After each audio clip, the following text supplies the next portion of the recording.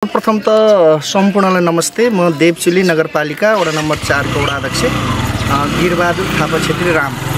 र विशेष गरेर आमाको मुख हेर्ने दिन अथवा माता तीर्थांशीलाई मध्यनजर गर्दै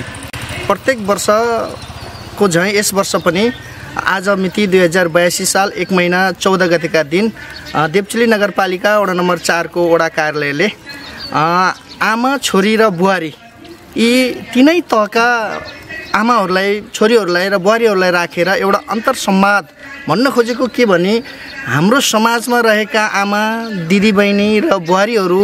कसरी एउटा विकासको गतिमा अगाडि बढ्ने, कसरी त्यो समाजमा घुलमिल भएर बस्ने र कसरी छोरी बुहारी र आमा एकै ठाउँमा एउटै घरमा मिलेर कसरी बस्न सकिन्छ र यो समाज रूपान्तरण गर्न आमा छोरी र बुहारीको कस्तो किसिमको भूमिका हुनुपर्छ भन्ने हिसाबले चाहिँ एउटा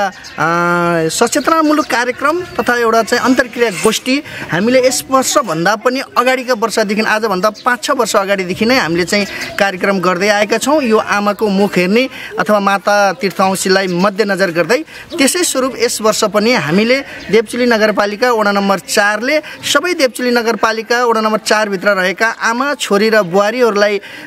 एक ठाउँमा राखेर एक किसिमको जनचेतनामूलक कार्यक्रम र आमा छोरी बुहारीलाई एउटा समाजमा कसरी एउटा विकासको लागि र यो आमा छोरी बुहारीहरू कसरी मिलेर चाहिँ यो समाजलाई, यो घरलाई र आफूलाई व्यक्तिगत हिसाबमा पनि उहाँहरूलाई कसरी रूपान्तरण गर्न सकिन्छ भन्ने हिसाबले एउटा सचेतनामूलक कार्यक्रमको लागि र हामीले र वृद्ध आमाहरूलाई चाहिँ एउटा चाहिँ आमा खुवाउने औँसीको दिनमा सम्मान गर्ने भनेर हामीले चाहिँ यो कार्यक्रम राखेको। विशेष यो कार्यक्रमको महत्त्व चाहिँ हाम्रा सबैजना वृद्ध आमाहरूलाई चाहिँ र बुहारीहरूलाई छोरीहरूलाई एकै ठाउँमा राखेर चाहिँ यो 3 पुस्तालाई एकै ठाउँमा राखेर चाहिँ एउटा अन्तर्क्रिया कार्यक्रम गर्यो भने यो समाज रूपान्तरण गर्नको लागि र व्यक्तिगत हिसाबमा पनि ती छोरीका, ती बुहारीका र ती आमाहरूको व्यक्तिगत हिसाबमा पनि उहाँहरूको जीवन पनि सरल र राम्रो हुने भएको कारणले गर्दा यो तीनै पुस्ताका आमा छोरी र बुहारीहरूलाई राखेर हामीले प्रत्येक वर्ष यसरी नै कार्यक्रम गर्दै आएका छौँ र त्यो स्वरूप आज पनि हाम्रो चाहिँ यो आमाको मुख हेर्ने अथवा माता तीर्थांशीको दिनमा यो किसिमको कार्यक्रम भएको।